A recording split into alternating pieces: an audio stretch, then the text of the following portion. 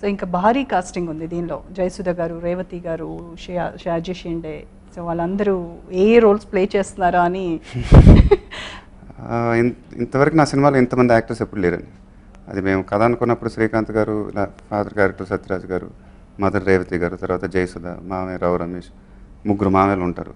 So అన్ని casting అంతా ఆయన ఎప్పుడు ఒక బుక్ రెడీ చేసుకున్నాడు అనమాట. సో ప్రతి పేజ్లో ఒక ఫోటో ఉంటుంది, ఈ క్యారెక్టర్ ఈ ఫోటో అని మొత్తం చూపిస్తే చాలా బాగుందని అందరికీ కథ చెప్పడం జరిగింది. అందరూ ఒప్పుకున్నారు.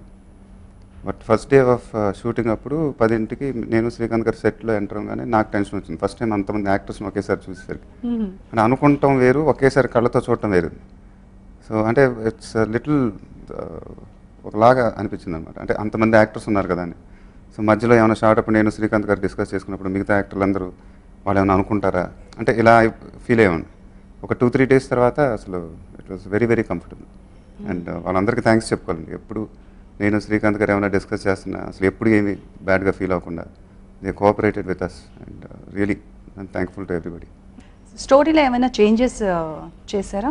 ఏం చేంజెస్ చేయలేదు, యాజ్ ఇట్ ఈస్. అది డిలే ఎందుకు అయిందంటే ఇప్పుడు ఏమన్నా ఒక సీన్ ఏమన్నా క్యాన్సిల్ అయిందంటే to get all those 25 actors again వాళ్ళందరి డేట్లు మళ్ళీ రావాలంటే ఒక 20-25 డేస్ పట్టిందండి.